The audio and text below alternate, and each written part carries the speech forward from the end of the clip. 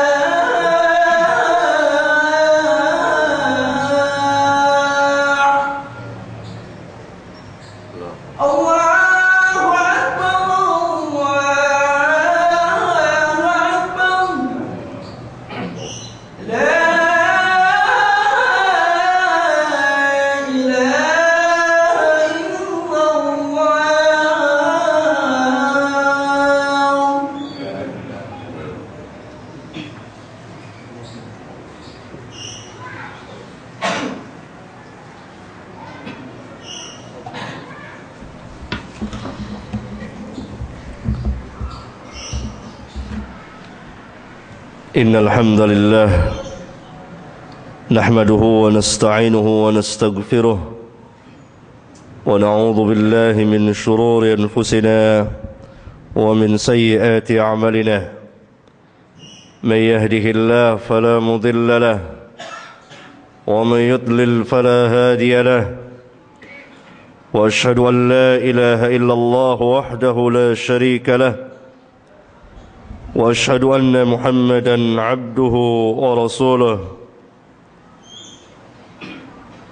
أما بعد. Sidang Jumat yang saya muliakan,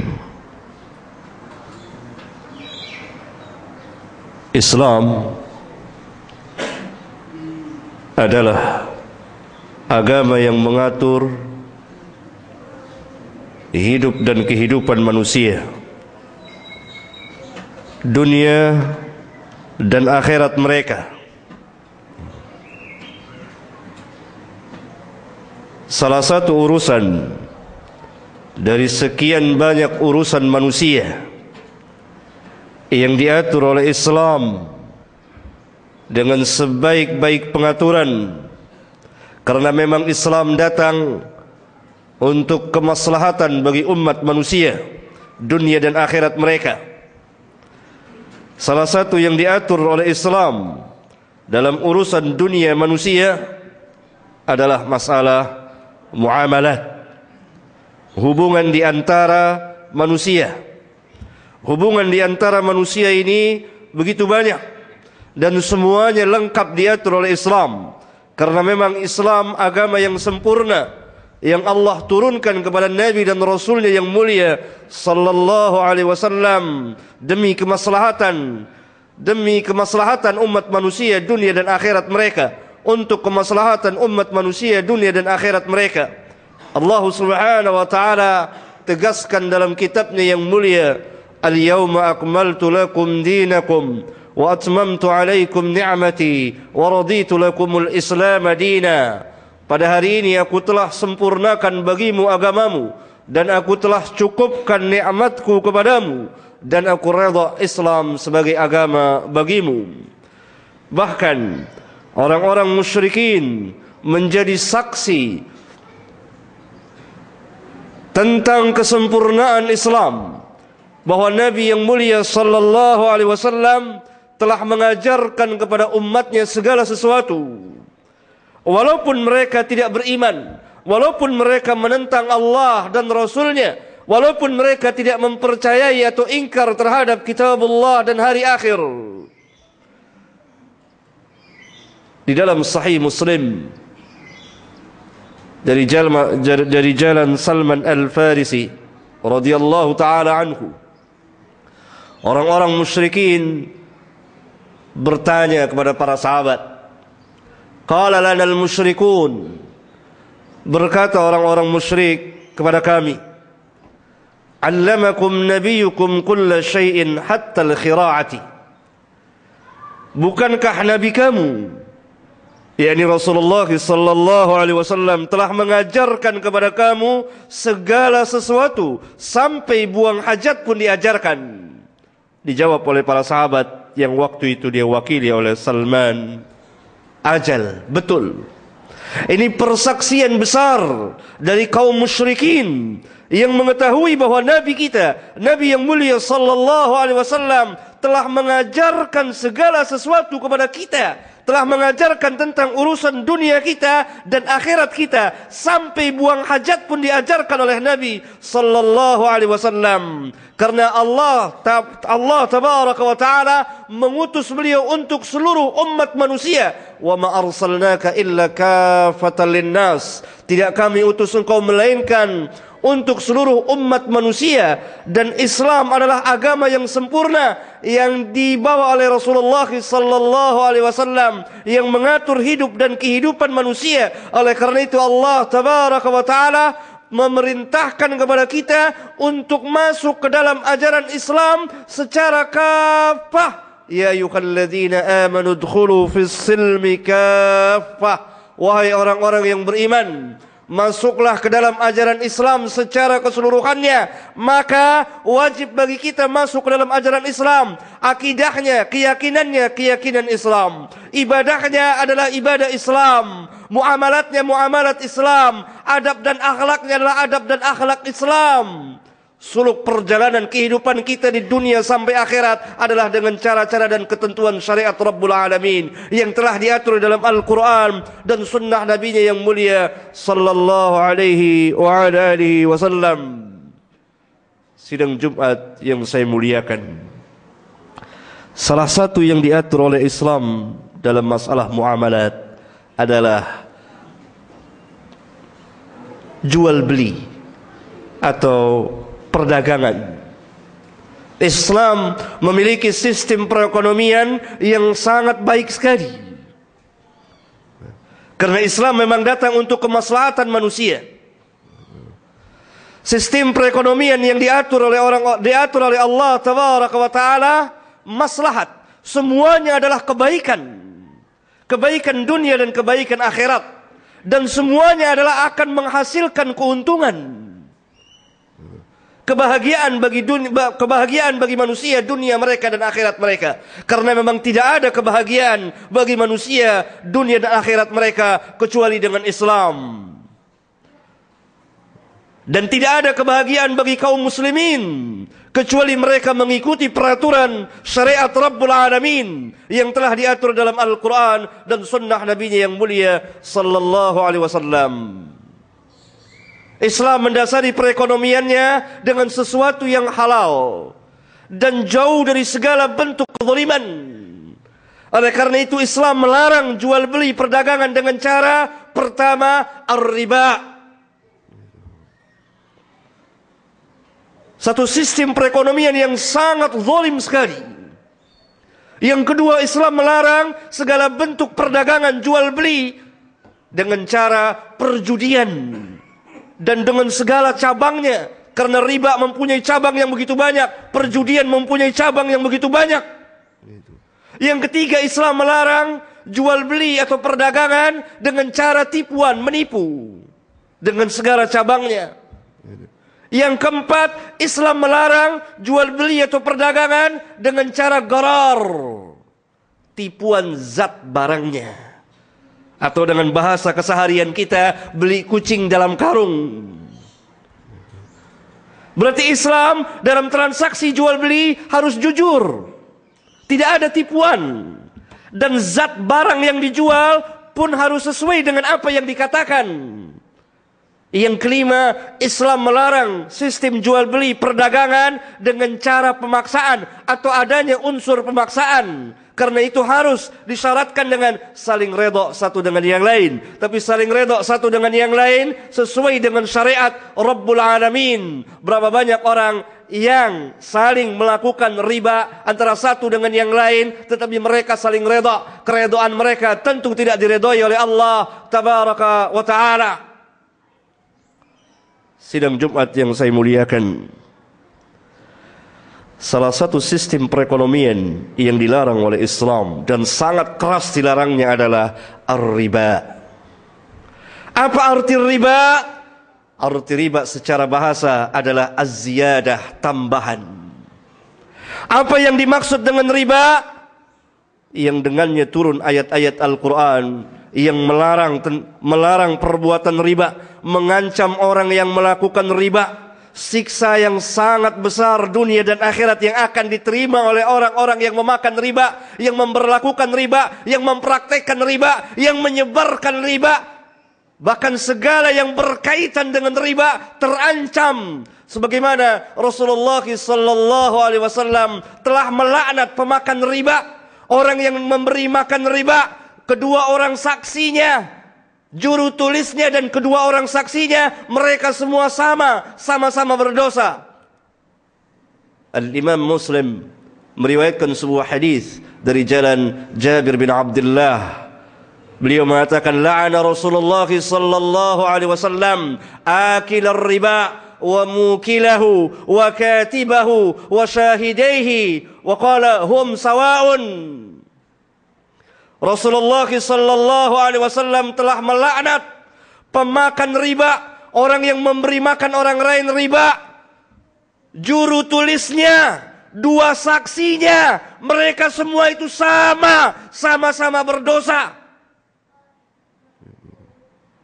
Dan Rabbuna di dalam Al-Quranul Karim berfirman, alladzina ya'kuluna ar-riba la yaqumuna illa kama yaqumu alladhi yatakhabbathu asy-syaitanu minal mas. Dzalika bi annahum qalu innamal bay'u mithlu ar-riba wa halallahu al-bay'a wa harrama ar-riba.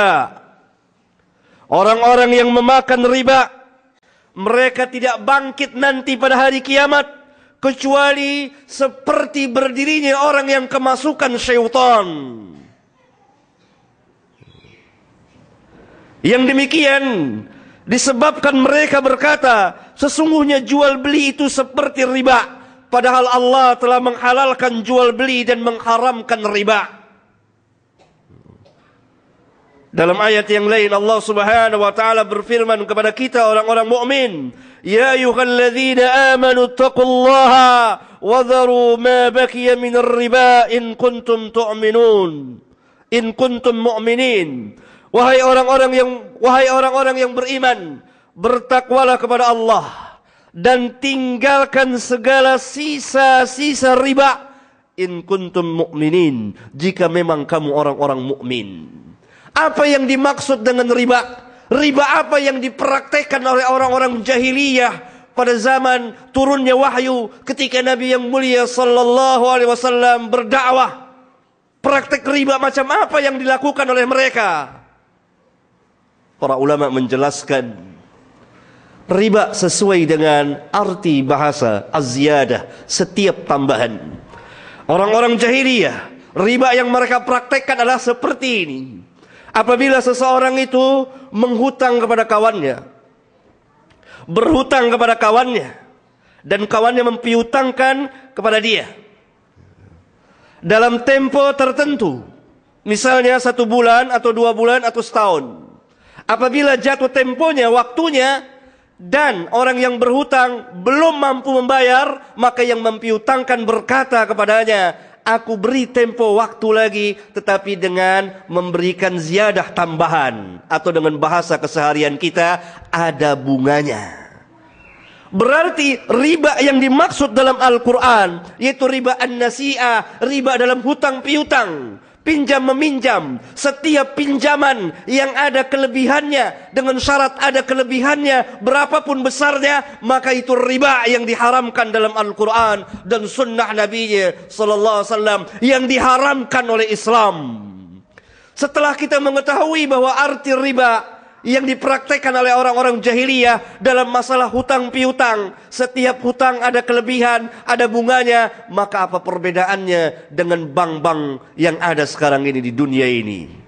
Aqulu qawli hadza wa astaghfirullah li wa lakum.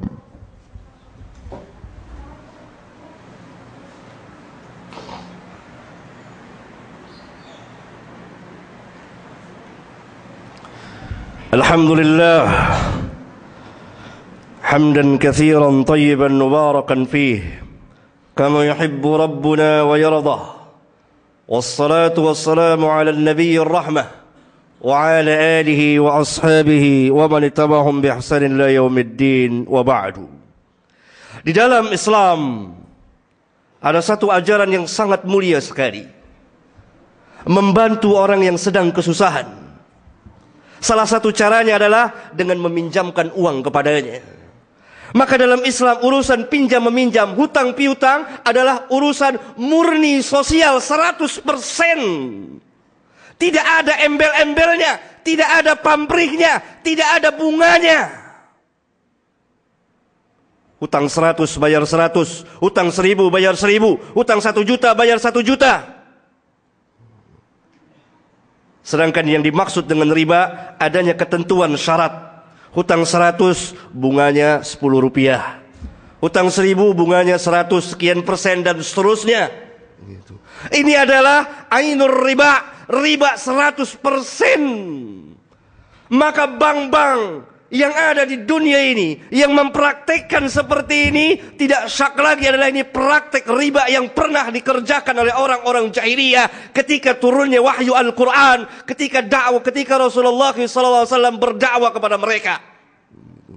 Sistem perekonomian yang seperti inilah yang kemudian dikembangkan di dunia saat ini oleh orang-orang Yahudi terutama, karena pertama orang yang mengembangkan riba adalah orang-orang Yahudi. Kalau saudara menyimpan uang di bank, maka saudara akan diberi bunga sekian persen. Bahkan kita berlomba-lomba untuk menarik bunga dari bank sebanyak-banyaknya. Dan bank itu pun berlomba-lomba satu dengan yang lain, bersaing untuk memberikan bunga yang lebih banyak, yang lebih banyak, dan yang lebih banyak. Ini ainur riba. Riba murni dan 100%. Kalau kita ambil bunganya, berarti kita makan riba dan terkena ayat yang mulia ini. Dan terlaknat berdasarkan sabda Nabi kita sallallahu alaihi wasallam. Oleh karena itu menyimpan uang di bank dengan mengambil bunganya berarti kita memakan riba. Kalau tidak memakan bunganya berarti kita telah membantu kelangsungan praktek riba jahiliyah. sedangkan kita tidak boleh membantu sesuatu perbuatan maksiat, sebagaimana Rabbuna katakan, wala ta'awanu 'alal itsmi wal 'udwan. Jangan kamu saling tolong-menolong dalam berbuat dosa dan permusuhan. Bank-bank konvensional yang bertebaran di dunia saat ini, para ulama kita telah ijma' mengatakan bahwa ini bank-bank ribawiyah yang diharamkan di dalam Al-Quran dan Sunnah Rasulullah Sallallahu Alaihi Wasallam. Maka hendaklah kaum muslimin berjual beli, berdagang, menegakkan sistem perekonomiannya sesuai dengan syariat Rabbul Alamin. Jangan dia mengikuti cara-cara orang kafir dalam menegakkan sistem perekonomian mereka, karena tegaknya sistem perekonomian mereka dengan riba, dengan perjudian, dengan penipuan, dengan gharar, dan dengan unsur atau cara pemaksaan atau unsur-unsur pemaksaan, sehingga terjerat semuanya. Karena itu mereka menguasai perekonomian. Andai kata kaum muslimin memisahkan diri dari mereka, sistemnya berbeda sesuai dengan syariat Allah Tabaraka wa Ta'ala, pasti perekonomian mereka tidak seperti sekarang ini. Mudah-mudahan khutbah yang singkat ini bermanfaat bagi khatib dan jemaah. Walhamdulillah Rabbil Alamin.